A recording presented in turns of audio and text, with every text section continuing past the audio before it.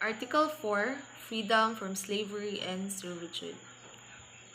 Article 4 of the Universal Declaration of Human Rights states, "No one shall be held in slavery or servitude.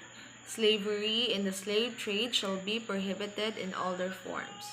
So, Article 4 is an absolute prohibition against all forms of slavery and servitude. It aims to eliminate the historical practice from human beings where human beings were treated as property. Slavery refers to the status or condition of a person over whom any or all of the powers attaching to the right of ownership are exercised. And when we say servitude, it is a border term encompassing situations like slavery, such as forced labor, debt bondage, and human trafficking. The purpose of this article, along with Article 6, or the right to recognition as a person before the law, is to affirm the absolute and inherent dignity of every person and ensure that no human can be owned, bought, or sold. So, the inclusion of this article was crucial given the long history of the slave trade and forced labor around the world, particularly the horrors of the transatlantic slave trade and system, like those under Nazi Germany where labor was rampant. So, transatlantic slave trade was a brutal system that forcibly transported an estimated 12.5 million enslaved Africans across the Atlantic Ocean to the Americas from the 16th to the 19th centuries.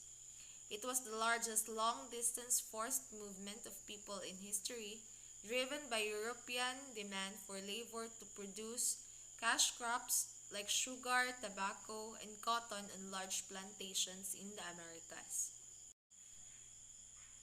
So, the sample violation for this article is the use of forced labor in Nazi Germany during World War II. So, a massive and systematic historical violation of Article 4 was widespread use of forced labor in Nazi Germany across occupied Europe during World War II.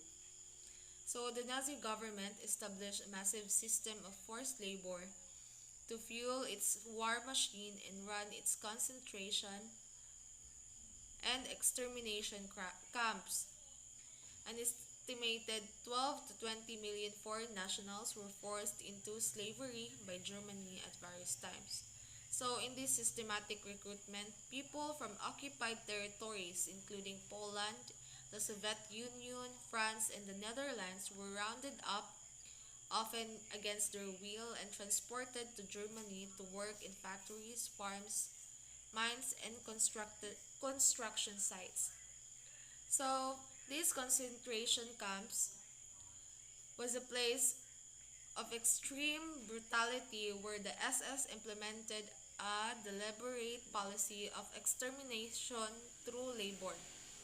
So, inmates, including Jewish, Roma, political opponents, and other groups classified as undesirable by the government, were forced to work in bad conditions with barely any food or clothing. This treatment continued until they collapsed from exhaustion, starvation, or disease, and numerous industrial enterprises such as IG Farben and Siemens intensively utilized this vast supply of slave labor.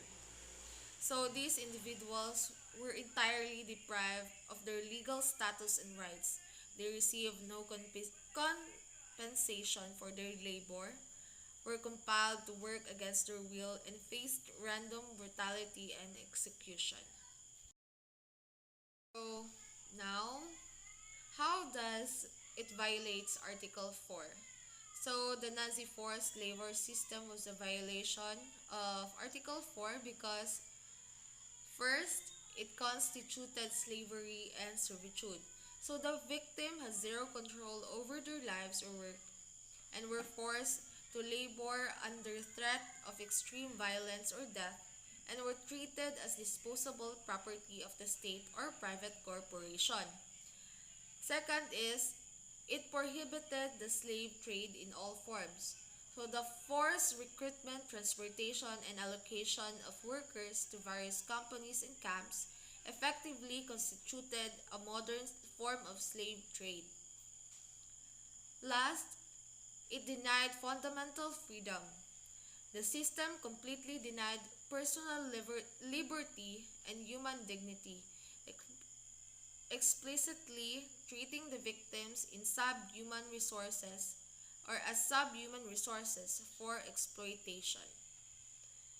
So that's all for the discussion for Article 4, or the freedom for slavery and servitude.